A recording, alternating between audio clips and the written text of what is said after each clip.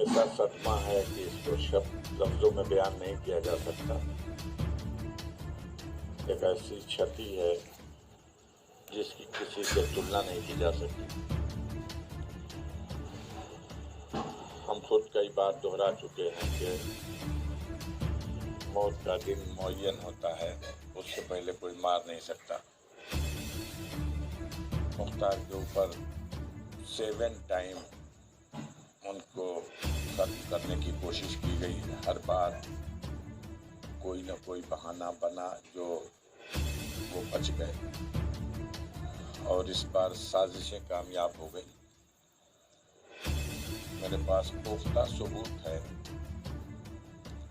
कि मुख्तार को जेल में जहर दिया गया। मुख्तार ने खुद अपने वकील के जरिए पत्र दिया। उनके वकील ने कोर्ट में वो दरखास्त डाली। उसके बाद कोर्ट की तरफ से डायरेक्शन भी हुआ। हमने 19 तारीख की बात है, हमने 20 तारीख को सुपरिटेंडेंट जेल से बात किया। उन्होंने कहा कि हाँ, तबीयत उनकी ख़राब है, लेकिन हमने कॉल किया था, हमारे अस्पताल के डॉक्टर ने कहा था कि बाहर के डॉक्टर बुलाए गए। हमने कॉल कर लिया था, बाहर के 2 डॉक्टर आए थे, और आज ही मैं उनके बैरिक में उनके सामने डॉक्टरों को और उनको कर दिया हूँ। टेस्ट शुरू हो गया है और दवा भी शुरू हो जाएगी।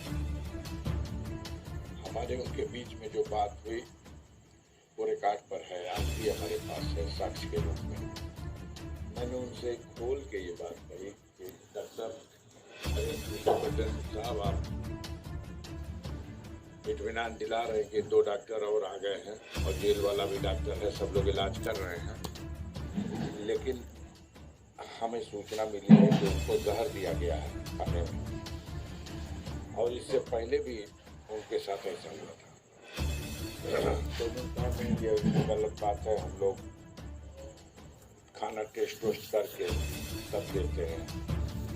हमने कहा टेस्ट करने के लिए जो बंदी रक्षक लगाया गया था और एक डिप्टी जेलर था जो उनका खाना टेस्ट करके खिलाता था, लगभग 40 दिन पहले उनका खाना जो आया था उसमें जहर था, और इन दोनों ने टेस्ट किया और दोनों जहर का खाना खा करके बीमार पड़े। और मुझे मालूम है कि ये बंदी रक्षक और डिप्टी जेलर जो मुख्तार के बैरिक के लिए था, ये दवा इलाज से ठीक नहीं हुए, इनको मेडिकल कॉलेज में भर्ती कराया गया, जहां उनका कई दिनों तक इलाज हुआ। तो उन्होंने एक्सेप्ट किया है, हाँ ऐसा हुआ था, लेकिन सबका टेस्ट कराया गया तो किसी की रिपोर्ट आई कि फूड पॉइजनिंग है, किसी का रिपोर्ट आई कि गैस्ट्रिक का मामला था, किसी का कुछ है, सबकी एक तरह से रिपोर्ट नहीं है। खाना बनाने वाला बीमार हो रहा, खाना चखने वाला बीमार हो रहा, खाना पकवाने का सुपरविज़न करने वाला बीमार हो रहा। और मुख्तार ने ये सारी बातें हमको फ़ोन से बताई थी, तभी हमने सुपरिटेंडेंट से कहा। उन्होंने हमसे कहा कि देखिए, हमने अब जो शुरू किया है, बाहरी डॉक्टर भी आ गया, वो ठीक हो जाएंगे। ये 20 तारीख के बाद है, 19 को उनको जहर दिया गया था। 20 के बाद 21, 22, 23, 24, 25 तक कोई माकूल इलाज नहीं हुआ। 26 को हालत बिल्कुल ख़राब हो गई।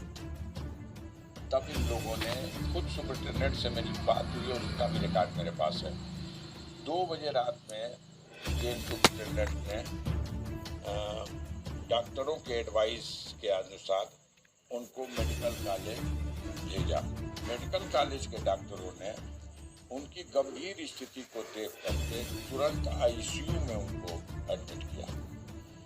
उनके गहन परीक्षण हुए, इलाज शुरू हुआ। हम लोगों को एक टेलीग्राम भेजा उन्होंने हमारे मोहम्मदाबाद थाने पे, यहाँ से पुलिस के लोग आए और उनका मुख्तार साहब बहुत सख्त बीमार हैं, ये टेलीग्राम है और आप तत्काल बांदा मेडिकल कॉलेज जाइए।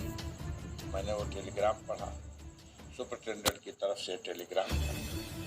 हम लोग तुरंत आधे घंटे के अंदर बांदा के लिए निकल लिए। 8 घंटे का सफ़र है। बांदा पहुँचे, मेडिकल कॉलेज गए, तो उस समय मुख्तार से जब मुलाकात का मौका मिला तो वो होश में थे और उन्होंने हमको फिर वही बात कही कि भैया हमने आपको बताया था ना, हमको ये सब जहर दे दिए और हमारा इलाज ये गंभीर होकर नहीं कराए, जिसका नतीजा हुआ जहर असर कर गया है।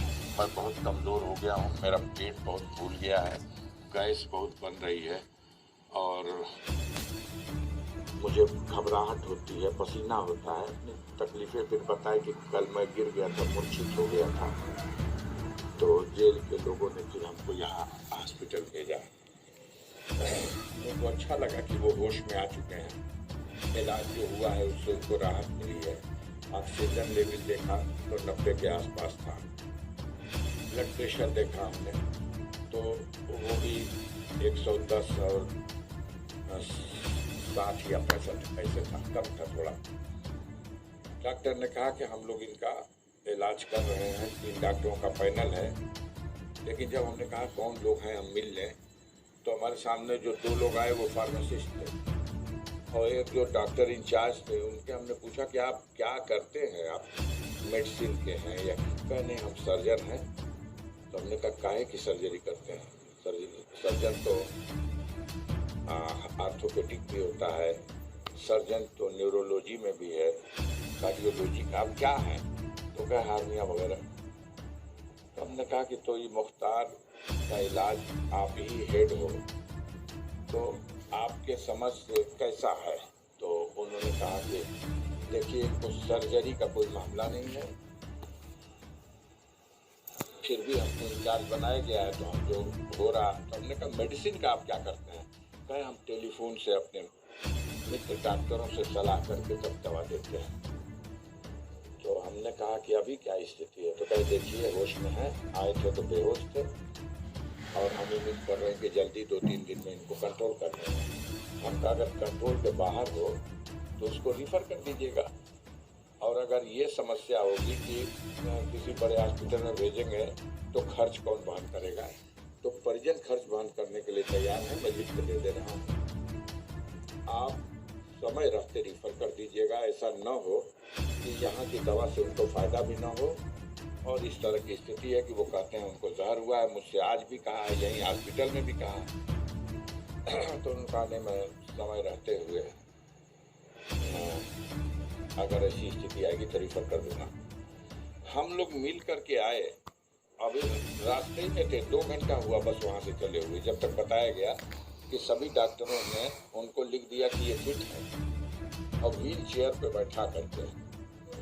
जो आदमी अपने पैरों पे खड़े होने की स्थिति में नहीं था, जो अपने दम पर पेट पे बैठने की स्थिति में नहीं था, उसको फिट घोषित करके सीधे आईसीयू से जेल के अंदर डाल दिया गया और मीडिया के माध्यम से खबर चलवाई गई कि मुख्तार बिल्कुल फिट हो चुके हैं, सारे टेस्ट उनके हो गए, कोई रोग नहीं है। अगर कोई रोग नहीं था तो 24 घंटा बीतने के बाद ऐसा घातक अटैक कैसे आ गया?